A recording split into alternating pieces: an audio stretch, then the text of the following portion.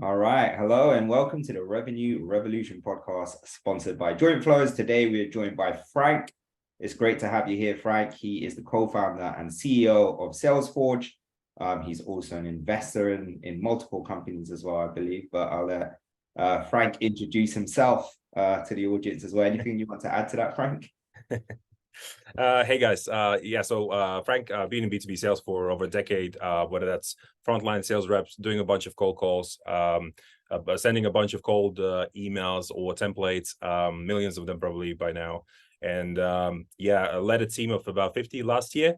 Then I exited the gig, decided what shall I do with myself, and I thought actually the problem that I see in the sales technology sort of landscape is that all of us are kind of sending a bunch of cold email templates.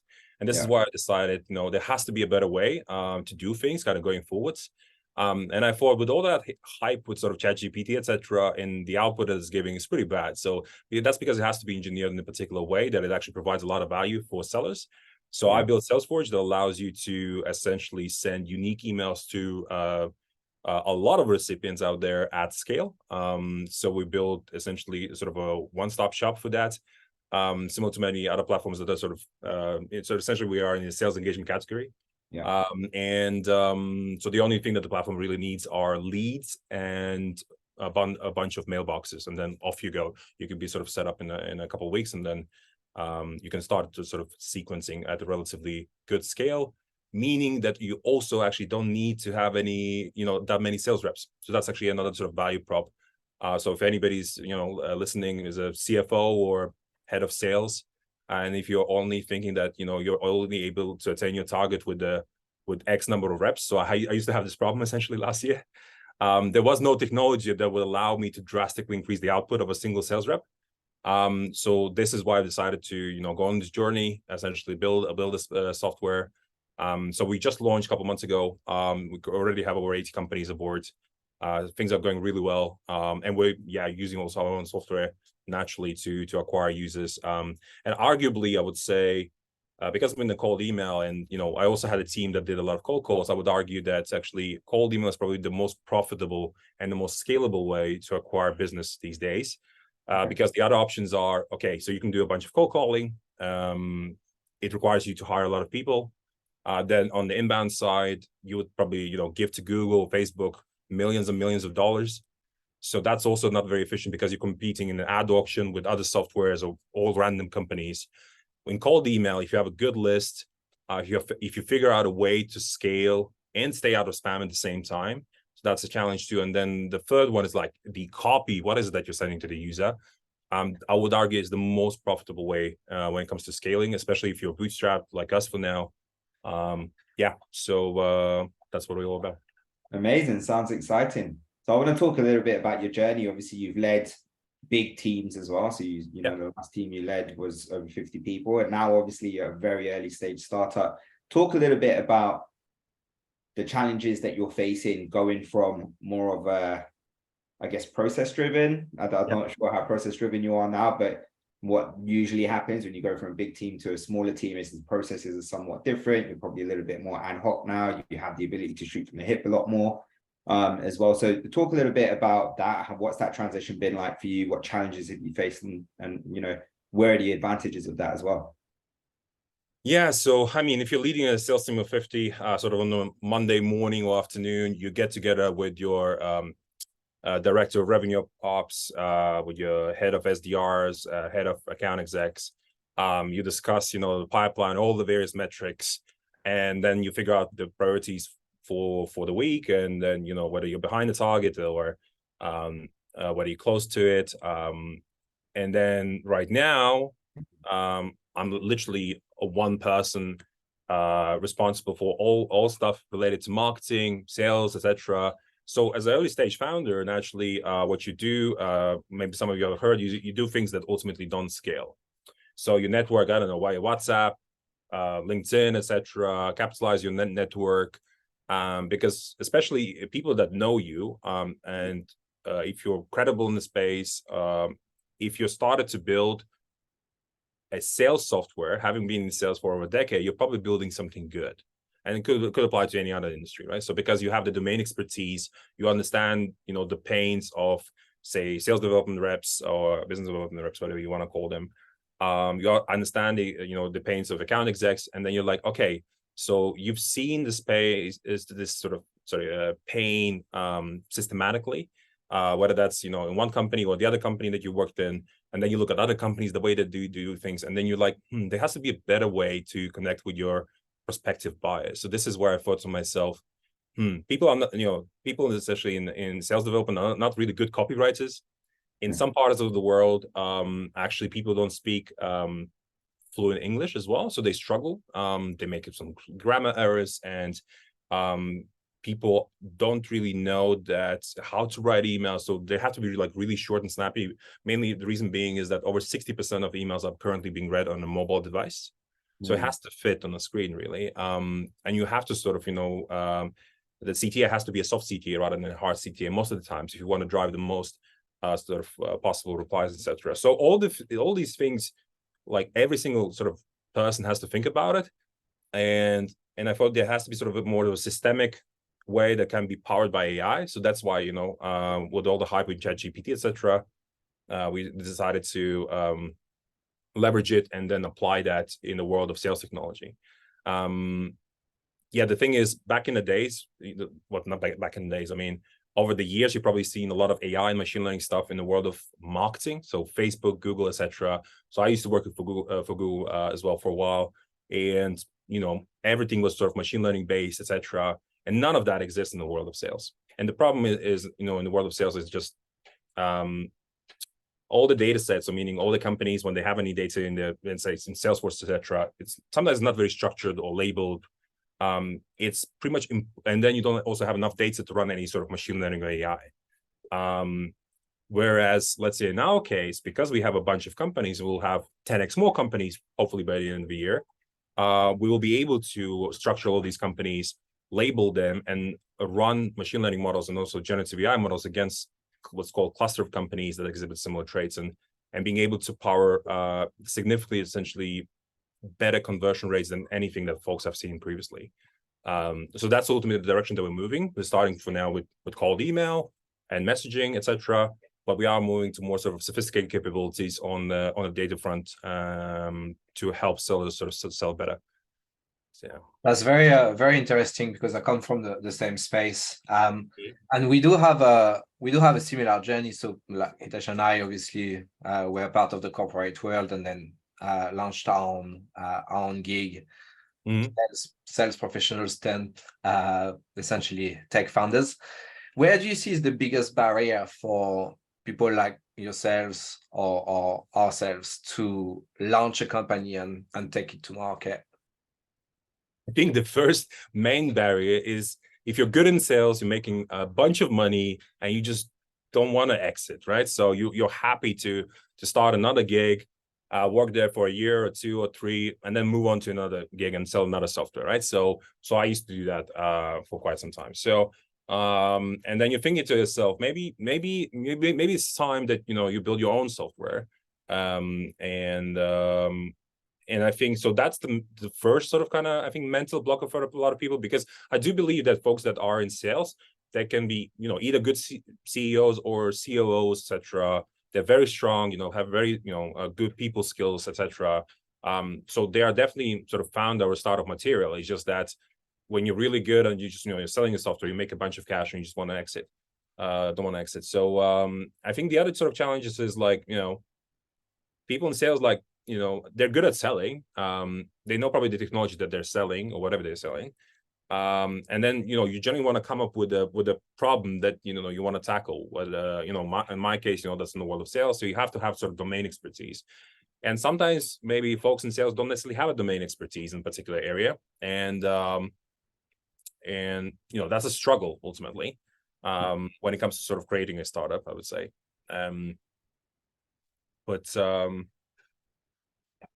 What about barrier to technology? So like in Hitesh's and myself case, like we don't know how to code, right?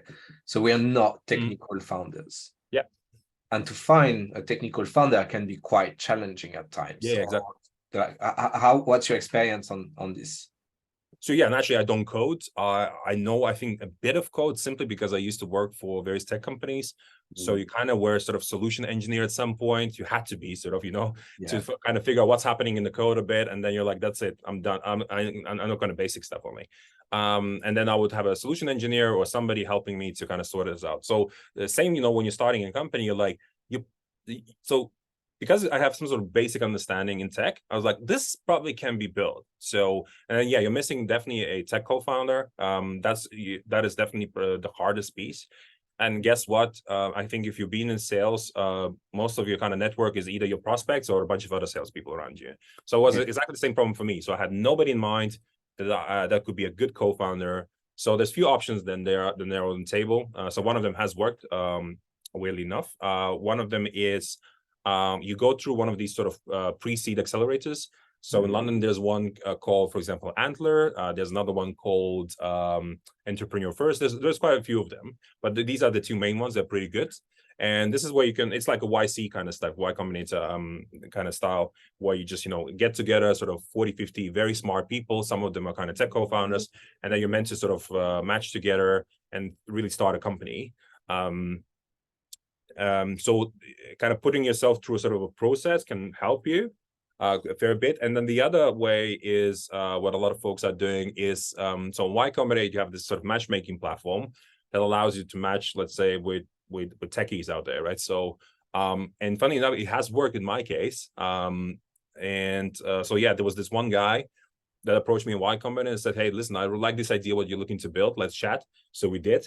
Interesting enough, he also had a mate as well, where they essentially know each other from the first grade. They went to the same uni as well. They built a few things, and then nothing really took off. So they understood they need a commercial co-founder.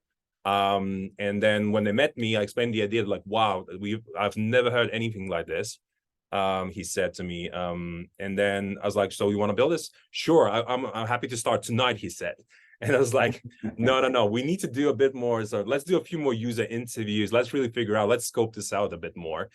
So that's what we did for, a couple months. Then we shipped the MVP back in March. And then, we released our fully fledged product 2 months ago in beta, and we're out of beta as of last week. So, so that's kind of our short journey. So we did try and actually raise some money. Is also probably the other problem for a lot of folks potentially. But what I ended up doing is, because with Bootstrap, we're essentially using our savings to run the company until sort of maybe seed stage, and then we'll raise at that point. So, but yeah, there's actually quite a few examples if anybody's thinking kind of to start a company in the sales space, technology space. There are quite a few examples of bootstrap companies out there as well. So one example would be in France. So for example, Lemlist is an example. I think I don't know how much they're making right now, but somewhere probably around 50 million in ARR. So and they only started sort of 4 years ago. So just to give you, it gives you an idea that it is possible to bootstrap as well. So I wouldn't shy away, and especially if you're in sales and you probably saved a bit of money and you don't have a sort of quite a big mortgage on your shoulders, then maybe consider that, because that would be I would say probably a very good investment from what is that you want to do next. And and I think it also depends how long you've been in sales. So so let's say if I've been, let's say, in sales maybe just for about 5 years, maybe I wouldn't have the urge to start my own company. But because it's been a while, right? And you're like, okay, so the other option was to become a head of sales for another company. And actually, I did already have an offer on the table. And I said to that CEO, hey, listen, let's park this for a while. Are you okay for me to start my own company and see how it's going to go? And he said, all right, sure. So what happened in the end is I didn't join the company, and I still kept on, plowing forwards with Salesforge. Because, over time, by speaking to more and more of your ideal customers, so other salespeople, heads of sales ops, VP sales, CEOs, even, etc., you get conviction that what you're building will make a huge difference. I think one way to look at, any kind of software you're looking to build, like if you're building what already has been built, don't do that. So it has to be something very sort of different to anything that exists, because most markets that you're entering from a technology landscape, a lot of them are red oceans. There are a lot of competitors. You will have to compete against them, even though they're big markets. Why would anybody buy from you? You need to figure that out. So our kind of clear kind of positioning is like, everybody's sending templates. We will give you a way not to send templates. And that should give you a better reply rate with the product, and B, actually better email deliverability, because the big guys, Google, Microsoft, when they see that you're sending static content, they can actually scan for that. So actually that slightly negatively impacts your email deliverability. Hence, by sending unique content that's generated by AI in full, then that will help. Absolutely. So just to give you maybe an I spoke to, let's say, one guy yesterday. He was head of sales, and I think he said to me he was using HubSpot as an example. They had 40% open rate, and he thought that was good, because he thought the benchmark is about 30-40%. So he's like, oh yeah, I'm doing pretty well.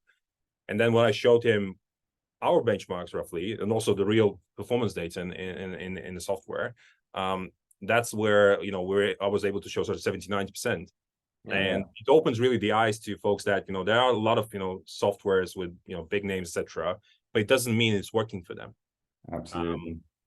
Right. So yeah, I think what you've done great there is you've built a product that solves a problem that you've actually faced yourself, and that's similar to Mick and my journey as well. And we're quite fortunate where we managed to find a tech co-founder within our own network as well. So that's worked out well. One of the things that I've realized as part of that journey is self-awareness is extremely important. What are your competencies? What are you strong at? What maybe do you require support on? When do you hand things over to somebody else, and so forth? Talk a little bit about that part of your journey. Where are you realizing, hey, you obviously have a strong sales background, so your commercial acumen is probably strong. You're probably great at problem solving and presenting and so forth. But maybe when it comes to the finances, for example, putting together the structure of the company, maybe that might be a challenge. Talk a little bit about the challenges that you faced and how it is you've overcome those as well, in terms of maybe where your competencies don't lie. Good question. So, when you go to one of these sort of accelerators, people try to put you sort of in the bucket, sort of what type of person are you? I just say I'm just a sales guy. That's what I am. No, not commercial guy, specifically sales. So that's what you're strong at. Yeah. So, I can definitely do also marketing. So I do that right now. But you have to be able to, to tell yourself, what is it that you're good at? And for me, it's just doing a lot of sales. And specifically anything that has to do with outbound, really. So I don't shy away right now, even doing cold calls, messaging people on LinkedIn, any other channels, really. Like, it works. It always has worked and will work. And just being persistent in that. So, and yes, of course, you have to reflect upon yourself. And what is it that you're not good at? So first thing straight away is I can't code, so the engineering part naturally. I think when you're building a product where you have domain expertise, let's say the product itself and anything around the product, yes, there's because ultimately we are also we're building the product for ourselves right now, and we're using our own product, right? So we know exactly how it has to look like. We know exactly where the buttons have to be, how the sort of navigation flow potentially has to be, etc. So I'm sort of semi product manager internally, the way it goes. So which is good, I think, overall. So it's called dog fooding, essentially, right? Using your own software to grow, essentially, and that you'll be able to see bugs very quickly, iron them out, and just upgrade the software with the right features that are really needed in the platform. And I think what I'm really strong at is essentially executing anything where I see an opportunity, but it also can go the other way, where you maybe have moved too fast into a particular direction. You have not thought through things. So that's where my other co-founders are really good at. They will say, wait a minute, Frank, and then we would discuss that. So it's important, right, when you're looking at a founding team, that you complement each other.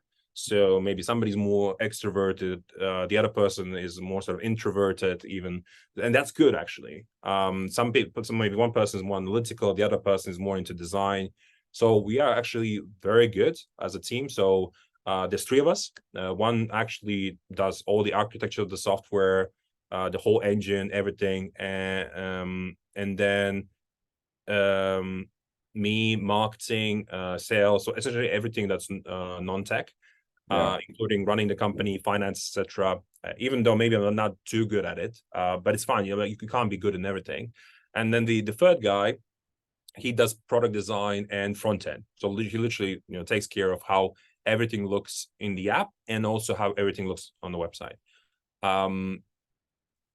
And there, you know, as a early stage startup, especially being bootstrap, you can't fill all the shoes. So here, naturally, you're either outsource, or you don't do anything about it. I mean, that's also an option, right? So, because you just don't have the capital, maybe it's not a priority right now.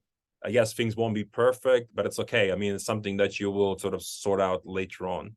And Frank, there's something you said around dispatching responsibilities, but also essentially creating an environment where you can share, you know, feedback, and whether it's positive or negative. What's the schedule like internally in order to maintain this communication and improve it? So we just use Slack, and we just talk in Slack, and I think that's the best form of communication for me personally, and I think for the other guys, it just works. You don't have to like we discuss everything that needs to be discussed. If there's a specific feature that we decided to build to unlock a big client, we just file a ticket in Trello. We have our own Trello board. It's free. Slack is free as well. Yeah, it just, you know, you need the right tooling that doesn't break the bank as well, to get it and kind of, you know, put it in the right place. And then actually we need also feedback from the users. So we're using a tool called Canny. Canny allows you to aggregate feedback from users. It also integrates with Intercom. Intercom is a chat app, if those that don't know. And then users can file, you know, the requests, etc. And then we can review those requests, and then we can see whether we can action them as part of our kind of near-term product roadmap. But ultimately, it allows you to, you know, you can vote for specific features, and then, yeah, you know, once we decide, okay, we're going to build this, we just put a ticket and a timeline against that, and we communicate that to the clients. So we definitely take into account all the feedback. We are trying to be sort of data driven. What is it that the users want? But still, our sort of vision is to send a lot of good emails. Not just a lot of emails, but a lot of good emails. And so that's our kind of North Star, is actually more emails. So the more emails we send, the more money our clients make, and the more money we make, because it's a consumption-based model. We don't charge for a seat or users. It's just a consumption, meaning more emails being sent, essentially. And that works better because you can align also from a sort of pricing standpoint. You can align the usage of your platform with the value that your users are getting, which will be pipeline coverage. So ultimately, when they see more better pipeline numbers, they're happy to pay more for software that was able to deliver that, right? So, because I also see, you know, look at other softwares. So I do believe that that seeds is essentially an arbitrary metric. That's not the way I think some of the software should operate kind of going forward. So specifically in a space where, in the sales engagement space, so I think there will be a bit of a disruption, because I do see also other companies. So HubSpot were the first ones, actually. So right, so they charge per contact, and so, you know, we have a sort of somewhat similar model to HubSpot. Yeah. And Frank, you spoke about your model, which is great, and the company. In terms of your actual process of onboarding clients, and the sales process in particular, where are you seeing challenges in that aspect? So, you know, you've booked your meeting now, you're doing your initial discovery call, maybe. Where are there challenges that you're experiencing in that maybe you wouldn't have experienced before? So the onboarding process for every software looks different. So in our case, the whole onboarding process actually lasts a couple weeks. So there's you need to do a few things to be successful in so the challenge in itself is you're not able to necessarily sort of start right away in terms of reaching out to a lot of people. You need to set you need to do the kind of the baseline setup in the software, and so that is sort of painful both for the client and for us, essentially, right? Because they want to see the value as quickly as they can from a software, but they can't, and they know it's good for them. So that is definitely a bit of a pain. So kind of talking about the onboarding, but I mean, generally speaking, right now, I speak to every single user when they want to sign up. I walk through them all the challenges that exist in cold email, how the software helps them to tackle that. What is it that we do? What is it that we don't do to help them understand what is, what else they will need to get to make them successful. And I think that the value add, generally speaking, is being able to leverage the expertise of that founder, essentially. It's not just about software in many cases, it's about the team that's behind it, and then the knowledge that has gone into building the software, and then the knowledge that you can capitalize on to be successful with that software as well. So I think the challenge also, generally speaking, when you also onboard different types of client is, I mean, they're all kind of different. Everybody's selling different things. And as an early stage startup, you will take any client on board that's willing to pay. That's what you generally do. Yeah. And then after usually sort of maybe a year or two, then you realize, listen, these are really good clients. These are really bad clients. Let's not focus on these clients. And then that client segment becomes your kind of ICP in the future. But currently we're onboarding all types of clients. Anybody that does essentially cold email and believes that it can help them, we'll onboard you, of course. But I think in the future, the way that, as part of kind of evolution of a SaaS company, you just focus on the customers where they're going to see success sort of as quickly as possible, or you're going to see the most success, right, with the software, and then you're not going to necessarily focus over time on those where they may not be successful with the software. So because I don't believe that there's a software that's kind of solves a pain for everybody. You solve usually a pain for a specific persona out there. So we don't know yet, I think, who are our kind of best clients right now, like who we should be really going after. So I think that's a challenge as well. But you also can't say no to somebody on a call if they want to subscribe as well. Sure. Awesome. Well, I think we're almost out of time. It's been great hearing about your journey so far, Frank, in your new venture. It sounds really exciting. But before we do wrap up, we have a tradition on the show, which is to ask the same question to everybody, which is, what is your best memory in sales in your career to date? I think usually what you would answer if you've been in sales is the biggest deal that you've closed. So that's actually probably my best memory on the individual level. But then on a sort of, let's call it managerial level, is seeing other people succeed. So I think my best memory and sort of that form was in my last gig working for a company called Watergraph, seeing the success and seeing people, employees essentially becoming better at their game over time. And that's what I would call success at that particular level. So yeah.